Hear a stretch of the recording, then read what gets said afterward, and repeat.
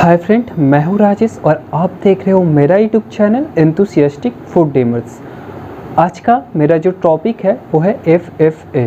आज इस वीडियो में मैं बताने वाला हूं FFA क्या है, उसका पर्पस क्या है डिटर्मिनेशन का, कैसे हम उसे डिटर्मिनेट कर सकते हैं, उसका बैड इफ़ेक्ट क्या है हमारे शरीर में।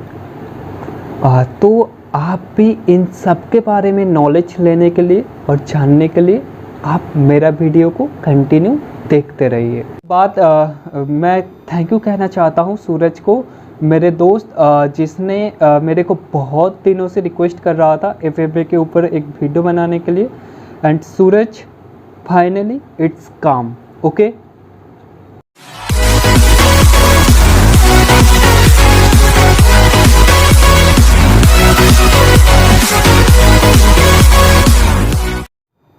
तो अब हम बात करते हैं what is the FFA। FFA means free fatty acid. The definition of FFA: free fatty acid is defined as the number of sodium hydroxide or potassium hydroxide required to neutralize the free fatty acid present in 1 gram of fat और oil sample. अब बात करते हैं purpose of determination of FFA। Actually जो FFA होता है, FFA is a sign और indicator of hydrolytic rancidity of oil. इसका मतलब है अगर आपके ऑयल में कोई भी फ्री फैटी एसिड डेवलप होता है, इसका मतलब है आपका ऑयल ऑलरेडी हाइड्रोलाइटिक रेंसिड हो चुका है। तो अब बात करते हैं कि what is the hydrolytic rancidity of oil. Hydrolytic rancidity is the process of development of bad या off odour by adding a hydrogen. इसका मतलब है अगर किसी भी ऑयल में कोई भी हाइड्रोजन किसी भी तरीके से अटैच होता है, उसके साथ रिएक्शन करता है, तब वहाँ से जो बैड या ऑफ उसके वजह से जो कंपाउंड तैयार होता है और उसके लिए जो बैड या ऑफ ऑर्डर तैयार होता है, उसको कहते हैं कि हाइड्रोलाइटिक रेंसिडिटी। और इस हाइड्रोलाइटिक रेंसिडिटी के वजह से ही फ्री फैटी एसिड तैयार होता है ऑयल में। हम थोड़ा सा ज़्यादा डीपली जाके जान लेते हैं कि फ्री फैटी एसिड कैसे तैयार होता है हाइड्रोजिनेशन या हाइड्रोलाइटिक रेंसिडिटी में। जब हाइड्रोलाइटिक रेंसिडिटी होता है, मतलब हाइड्रोजिनेशन ऑफ फैट या ऑयल होता है, तब क्या होता है, हमारा जो ऑयल यूज होता है इंडस्ट्री में फ्राइंग करने के लिए, उसमें जो एयर होता है ना, एयर में तो बहुत सारे मॉइस्चर प्रेजेंट रहता है एयर में। और हम लोग जो फूड यूज करते हैं फ्राइंग करने के लिए, उसके अंदर भी बहुत सारे मॉइस्चर या वाटर प्रेजेंट रहता है। तब उसके अंदर जो वाटर या प्रेजेंट रहता है, उसके अंदर जो हाइड्रोजन रहता है, वही बेसिकली हमारा ऑयल के साथ रिएक्शन कर लेता है। और रिएक्शन करने के बाद जो ऑयल में पहले फैटी एसिड ट्राइग्लिसराइड के साथ बॉन्डिंग करके रहता था, जब उसमें हाइड्रोजिनेशन घटता है, यानी हाइड्रोजन के साथ उसका रिएक्शन होता है, उसके बाद वो ट्राइग्लिसराइड, डाइग्लिसराइड एंड मोनोग्लिसराइड में कन्वर्ट हो जाता है। और इस रिएक्शन के चलते जो फैटी एसिड ट्राइग्लिसराइड के साथ बॉन्डिंग करके रहता है, वो भी उससे रिलीज हो जाता है, मतलब वो फ्री हो जाता है और किसी के साथ बॉन्डिंग में नहीं रहता है।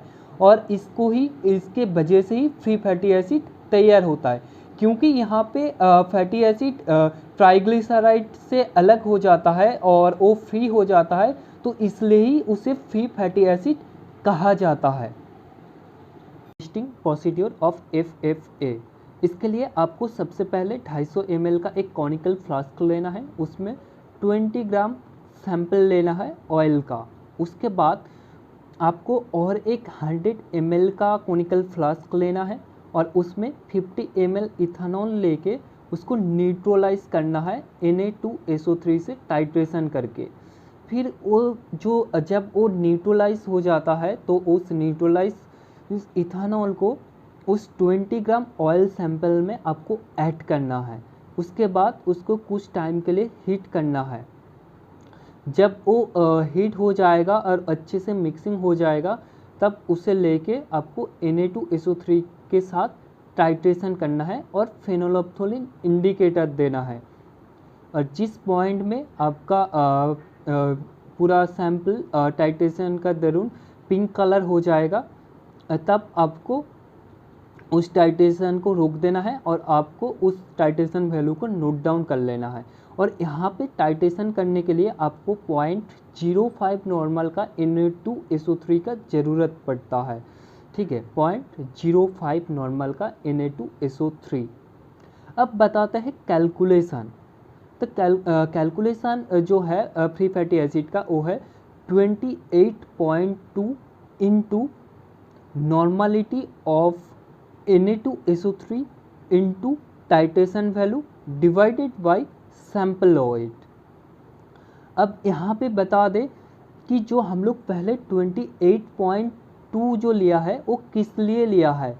आपके मन में भी ये सवाल आ सकता है कि ये जो कैलकुलेशन है, कैलकुलेशन में हम लोग 28.2 सबसे पहले यूज कर रहे हैं, तो वो किस लिए यूज कर रहे हैं और वो एक कहाँ से आ रहा है। एक्चुअली ये जो 28.2 है, ये हम ओलेइक एसिड के वजह से ले रहे हैं, क्योंकि हम लोग यहाँ पे जो फ्री फैटी एसिड का जो कैलकुलेशन करता है, वो कैलकुलेशन हम लोग ओलेइक एसिड के रेस्पेक्ट में करते हैं।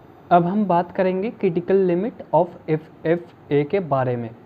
जो FFA का जो क्रिटिकल लिमिट है in the basis of FSSAI, it's 0.25%। इसका मतलब है अगर किसी भी ऑयल में 0.25% के नीचे FFA मौजूद रहता है, तो आप उस ऑयल को यूज कर सकते हो इंडस्ट्री में। लेकिन अगर उसका FFA 0.25 से ज़्यादा होता है, तो आपको उस ऑयल को रिजेक्ट करना पड़ेगा, आप उसे नहीं यूज कर सकते हो फर्दर प्रोसेसिंग में।